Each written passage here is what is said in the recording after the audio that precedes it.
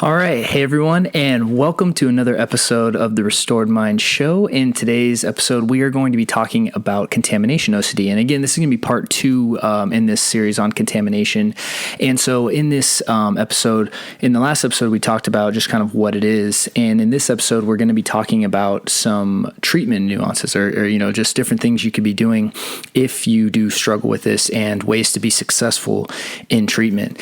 And so, one of the first things that, kind of point number one that I want to make on this is if you struggle with contamination, right, it's this idea of the four main components of you have a what if thought about a certain object or item or situation being contaminated. And usually that leads to the idea of you contracting a specific illness or something like that, right? So, it's not necessarily that the doorknob is contaminated. It might be contaminated with blood. And because it's contaminated with blood, that will lead to, you getting some bloodborne disease like AIDS, right? And then we have the anxiety that accompanies that, right? And so when the anxiety that accompanies that, then we do the thing to neutralize the anxiety or the fear, like washing our hands, putting hand sanitizer on, all that stuff.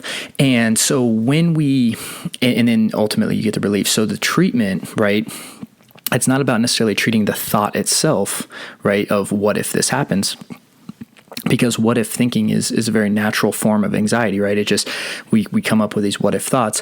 What we do is we eliminate the behavior that reinforces that whole loop, right? So we want to show ourselves that washing our hands never kept us safe in the first place. And that's the mistake that people, kind of fall into in this particular form of OCD, is that they think that washing their hand, because they wash their hands and then didn't get the disease, well, then washing their hands must have kept them safe. But the problem is they were never actually going to get a disease in the first place. So they falsely condition themselves to believe that the behavior of washing or cleaning or whatever actually kept them safe.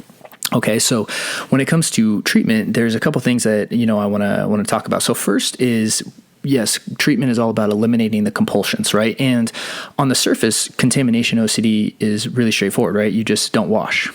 But the thing is that compulsions can come in many shapes and sizes, and all of them are created equal when it comes to their effectiveness in creating that loop, right?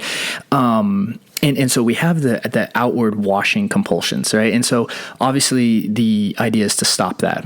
But then there's all the other compulsions that people do that you don't see, right? And people with anxiety disorders or OCD can often be very sneaky on how they engage in compulsions, right? And the thing is with a compulsion, it's never about what you do, but why you do it, right? Because if we just did a blanket statement that washing your hands is a compulsion, well, that's not true for someone who has, let's say, harm OCD, right?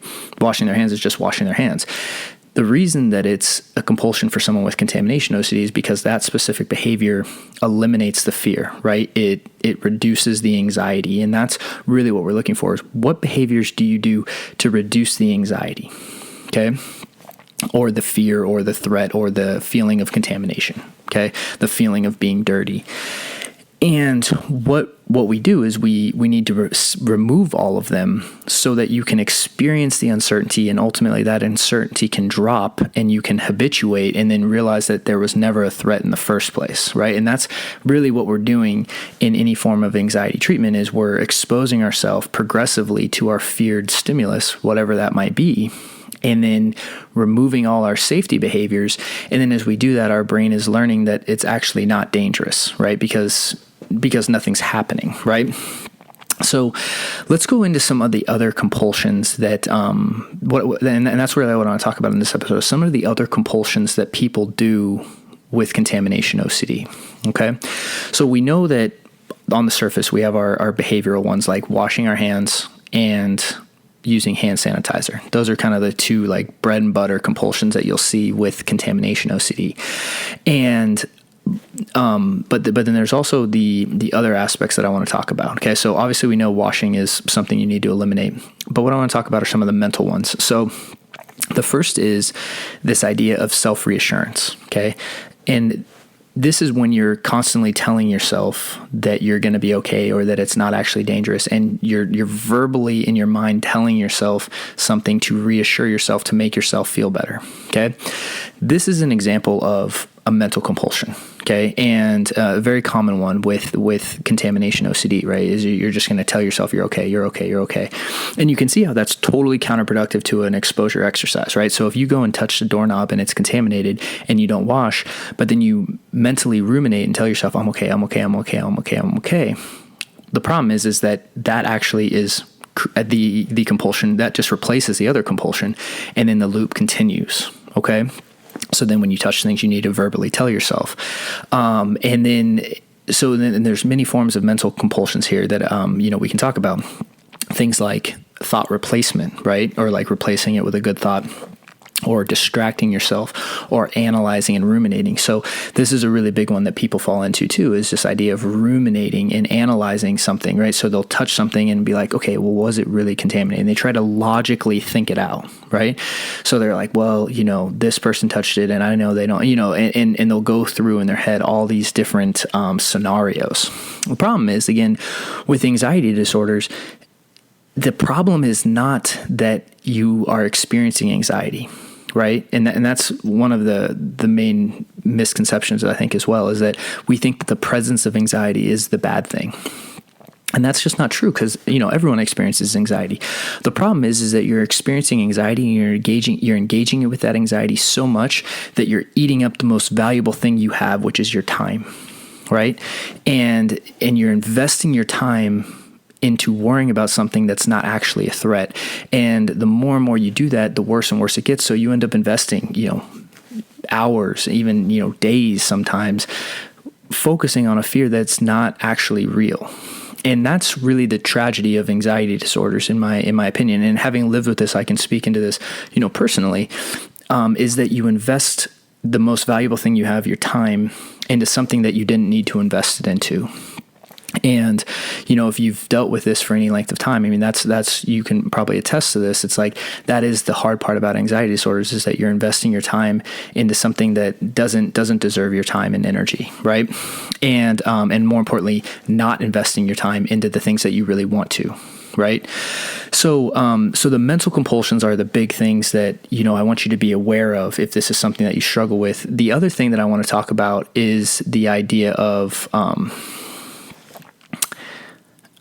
that all the things you do to avoid, right? And anything you're doing to avoid touching, right? So this is one of the big tricky compulsions that people get into when it comes to contamination, and its avoidance. And it's when, like, you and I, let's say, are sitting in the room, or I'm sitting in the room with someone who has contamination fears, and all they do is they know they have to get up and open the door. And what they do is they just simply wait for me to get up, right? And walk over the door and open it. And then they can walk out behind me without ever touching the door handle. Now, we all would never notice that, right? And that's one of the hard parts about this particular, avoidance as a compulsion is, even as a therapist, it's like I don't always know when my client's avoiding something, right? Because they just won't tell me, right? And there's so many instances of this where I'm like talking with them, I'm like, and they say they avoid something, and I didn't even know they were doing it, because avoidance is something you do. It's so internal that, you can't always know when someone's doing that and when they're not. Only the person knows when they're avoiding. And that's something that, I really want to kind of tie up with this particular episode today, is just realizing that with contamination, yes, there is the washing behaviors. And yes, we know we need to get rid of those. But there's also all the internal things you do, like the self-reassurance, and then more importantly, avoiding. Because even when you avoid, right, you're still reinforcing that loop, right? You're reinforcing the idea that doorknob was dangerous. And that's why when it comes to exposure and response prevention and really attacking our fears, we need to realize that when we attack our fears and we move towards them on purpose, that is actually the most liberating part of exposure and response prevention, is saying, hey, not only am I going to face my fear, but I'm going to choose to face it on I'm going to attack it. I'm going to move towards it. Right. And that's really, one of the main aspects of contamination fear and any really overcoming any fear is your willingness to be on the offensive and not wait to see if it shows up, purposely seeking out situations that might trigger you. Right. So going into public restrooms, touching things at airports, going to public places and touching handrails, all this stuff that you avoid, you need to understand that avoidance is reinforcing that loop just as much as washing, just as much as all the mental behaviors and all the other reassurance behaviors, getting any kind of verbal reassurance or, searching online for reassurance, checking to see if, you have certain illnesses, going to doctors. These are all other examples, right? And obviously I can't cover everything. But the main point that I really want to drive home with compulsions is it's never what you do, it's why you do it, right?